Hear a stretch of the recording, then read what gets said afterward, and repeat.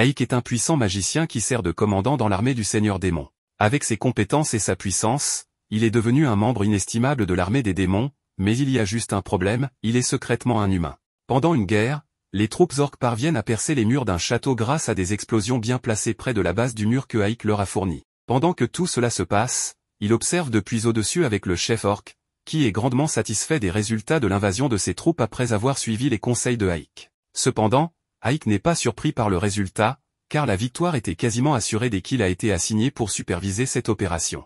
À l'intérieur du château, les humains et les démons sont engagés dans un combat mortel, mais les démons sont beaucoup mieux équipés pour gagner grâce à leur force innée, donc les soldats humains se font massacrer. Pendant ce temps, le capitaine des chevaliers est dans le château, regardant ses hommes mourir un par un depuis la sécurité d'une fenêtre du château, probablement en regrettant le jour où il a choisi de s'engager comme chevalier. C'est alors qu'il réalise qu'il n'est pas seul dans la pièce, alors il se retourne et découvre que Aik a réussi à se faufiler. Le capitaine sait qu'il est à peu près foutu maintenant, alors il se tourne vers Aik et lui demande qui il est. Aik se présente comme le commandant de la 7e brigade des morts-vivants du Seigneur Démon et dit au capitaine des chevaliers qu'il ne lui reste que quelques options. Ses soldats sont presque tous morts, alors Aik lui dit qu'il aime ce territoire et qu'il le veut, donc on peut faire cela de la manière facile ou de la manière difficile, le choix est à lui. Le capitaine ne voulant pas se rendre sans se battre, il dit à Aik qu'aucune de ces options ne lui convient alors qu'il se jette en avant pour une attaque désespérée. Mais Aik n'est pas surpris du tout, car il s'attendait déjà à devoir le faire à la manière difficile. Il lance rapidement un sort à bout portant qui frappe le capitaine des chevaliers et le neutralise. Aik a officiellement gagné cette guerre, mais quand le chef orc entre dans la pièce pour le féliciter de sa victoire, alors que la chose normale à faire pour un commandant démon à ce moment-là serait de tuer tous les membres survivants de l'armée, Aik a d'autres plans. Il ordonne au chef orc de fournir les premiers soins au capitaine des chevaliers ainsi qu'à tout humain qui se rend. Aik est observé par une sorcière à travers sa boule de cristal, et elle est surprise qu'il ait réussi à prendre le château d'Arsenam avec juste une seule brigade et une semaine de préparation, donc elle est intéressée par le potentiel de Aik. De retour au château, Aik crée une barrière autour de lui-même pour éviter d'être observé davantage et, une fois qu'il a enfin un peu d'intimité, il pense à lui-même qu'il se sent coupable d'avoir blessé tant de gens, même si c'était nécessaire pour gagner la bataille. Il ne s'habituera jamais vraiment au carnage associé à la guerre, car même si cela devrait être une seconde nature pour un démon, Aik n'est qu'un humain déguisé. Son professeur Romberg était un grand mage, mais il connaissait aussi beaucoup de choses sur le monde et la civilisation avancée qui existait autrefois. Un jour, Romberg a trouvé Aik bébé et a décidé de l'adopter pour le plaisir, et au fil des ans que Aik a passé avec Romberg, il a appris toute la magie et les connaissances que Romberg avait à sa disposition. Mais le dernier souhait de Romberg avant de mourir de vieillesse était que Aik ne devrait jamais parler de la civilisation ancienne, car cela provoquerait un désastre si les gens en savaient quelque chose. Il y avait aussi une autre chose que Romberg avait demandé à Aik, ne jamais se laisser voir sans sa robe ou son masque, car s'il était découvert comme étant humain, le Seigneur Démon ne l'épargnerait pas. Depuis ce jour-là, Aik n'a jamais enlevé son masque et même maintenant, il ne peut l'enlever que grâce à la puissante barrière qu'il a érigée autour de la pièce. Avec la barrière, cela empêche quiconque d'entrer dans la pièce sans sa permission, mais malheureusement, cela ne s'applique pas aux personnes déjà présentes dans la pièce. Aik regarde en bas et voit la servante qui s'était cachée sous le bureau et elle le supplie de ne pas la tuer puisqu'elle ne dira à personne son secret. Mais elle se cogne accidentellement la tête contre le bureau et tombe. Aik vérifie son état et elle semble toujours en vie, mais il aurait vraiment préféré qu'elle ne le soit pas, car il avait réussi à garder son identité secrète pendant plus de 20 ans à ce stade. Pourquoi la première personne à découvrir son secret doit-elle être une servante maladroite? Juste à ce moment-là, le chef orc frappe à la porte parce qu'il veut parler à Aik, donc il devra régler le problème de la servante plus tard. À l'extérieur, le chef orc dit à Aik qu'ils ont réussi à s'emparer du château, mais il trouve étrange que Aik laisse vivre tant d'humains. Aik lui dit que ce n'est pas un problème puisque le nouveau seigneur démon ne se préoccupe pas particulièrement du nombre de morts tant que le travail est fait. Le chef orc comprend, mais lui et les autres espéraient massacrer tous les humains et brûler le village jusqu'au sol. Aik se demande alors quel serait l'intérêt de faire cela, surtout si tuer tout le monde signifie qu'il n'y aurait plus personne pour payer des impôts. Arsenam est une ville commerçante, alors qui ferait tout le commerce s'il tuait tous les humains? À ce moment-là, Aik et l'orc rencontrent quelques humains qui souhaitent parler à Aik. L'orc commence à les crier dessus pour avoir osé parler directement au grand Aik, mais Aik dit que c'est bon et demande au chef du village de parler. Le chef a accepté que la ville soit désormais sous le contrôle de l'armée des démons, alors il veut savoir combien ils s'attendent à payer en impôts au seigneur démon. Aik lui dit qu'ils peuvent payer le montant habituel qu'ils ont toujours payé, mais il précise que si l'un d'eux résiste jamais au seigneur démon pour quelque raison que ce soit, il n'y aura aucune pitié pour eux. Juste à ce moment-là, Aik remarque que quelque chose ne va pas et un instant plus tard, il est téléporté dans une pièce sombre avec un monstre géant derrière lui ayant des intentions malveillantes. Aik saute de côté pour éviter les attaques entrantes et on dirait que ce n'est pas la première fois que cela se produit car Aik se plaint à la sorcière qui lui avait demandé de ne pas le convoquer de nulle part comme ça. Puisqu'il est déjà là, Aik décide d'éliminer le monstre en utilisant son bâton pour lancer un puissant sort et il détruit le golem en un seul coup. La sorcière est impressionnée par les capacités de Aik car elle était assez confiante dans la force de ce golem. On découvre enfin que son nom est Sephiroth. Elle est la supérieure directe de Aik dans l'armée des démons et aussi la seule démon à savoir qu'il est en réalité un humain. Aik lui demande d'envoyer un messager la prochaine fois qu'elle veut lui parler, mais elle trouve amusant de le surprendre avec des téléportations. Aik accepte qu'il va devoir continuer à gérer les bêtises de Sephiroth, alors il lui demande si elle l'a convoqué ici à cause de la bataille d'Arsenam. Elle lui dit que ce n'est pas pour cela qu'elle l'a appelé, car ses familiers auraient pu lui dire tout ce qu'elle avait besoin de savoir sur la bataille. Elle est parfaitement satisfaite de la manière dont Aik a pris le contrôle de la ville et de la façon dont il a choisi d'épargner les humains. Mais alors Aik se demande pourquoi elle a pris la peine de le convoquer. Sephiroth l'informe que le seigneur démon d'Ahirokutan souhaite le voir en personne. Aik est choqué d'entendre cela car il serait le premier commandant de brigade à jamais recevoir l'honneur de rencontrer le seigneur démon. Mais Aik se demande encore pourquoi d'Ahirokutan voudrait le voir. Sephiroth suppose que c'est à cause de l'exploit impressionnant de Aik d'avoir capturé Arsenam en seulement une semaine, donc elle va maintenant l'emmener au château du seigneur démon. Aik ne s'attendait pas à devoir partir immédiatement, mais il pose la main sur l'épaule de Sephiroth et elle les téléporte tous les deux. Pendant ce temps, au château, la servante reprend enfin conscience.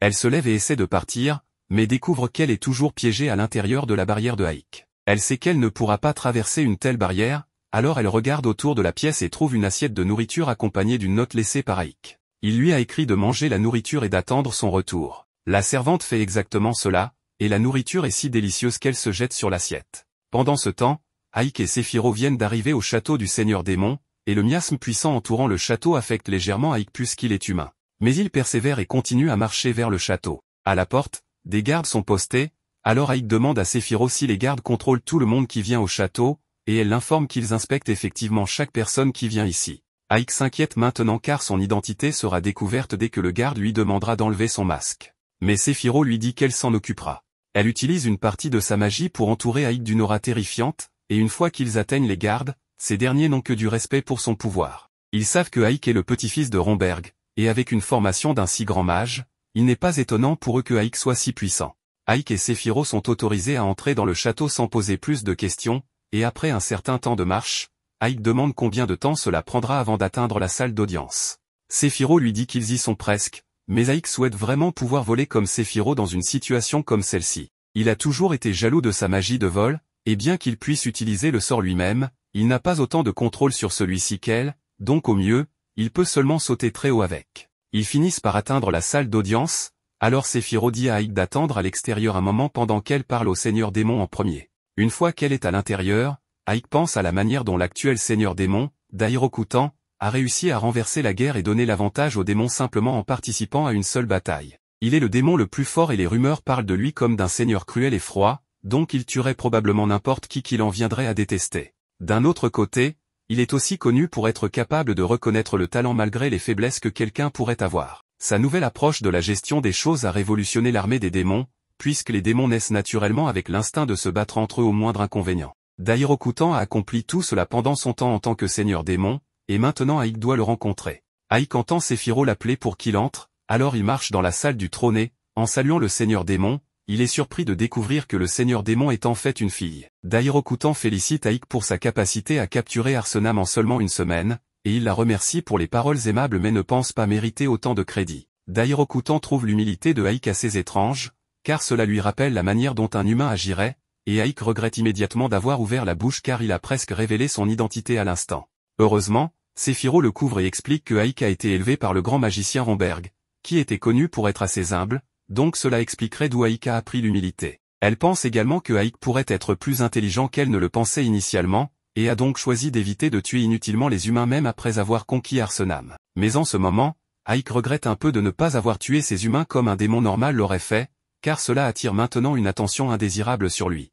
Il demande la permission de parler et explique à d'Ahirokutan qu'il a épargné les humains car, bien qu'ils puissent craindre la terreur, ils n'obéiront pas longtemps à cela. Il a donc pensé qu'il serait préférable d'éviter de les tuer autant que possible pour qu'ils puissent garder leur sens de la normalité et rester productifs. D'Ahirokutan demande si c'était aussi l'opinion de Romberg, et Aik dit oui. Il ne parle que depuis quelques minutes avec elle, mais il peut déjà dire que Dairokutan doit avoir des connaissances sur les anciennes civilisations dont Romberg a parlé à Aik, et elle a utilisé ces connaissances pour former l'armée des démons telle qu'elle est aujourd'hui. Dairokutan se téléporte de son trône et atterrit devant Aik en disant qu'il est définitivement différent de la plupart des démons, mais la prochaine fois qu'ils se rencontreront, elle aimerait voir à quoi ressemble son visage sous ce masque. Elle se téléporte ensuite derrière lui et dit qu'elle s'attend à voir plus de bons résultats de sa part à l'avenir. Dès qu'elle sort de la pièce, Aik s'effondre de nervosité. Sephiroth se moque de lui pour avoir été si nerveux devant Dairokutan, disant que bien qu'il soit peut-être un puissant magicien, il reste un lâche. Ce qui l'a tellement angoissé, c'est le fait que Dairokutan pouvait dire que le masque n'était pas son vrai visage,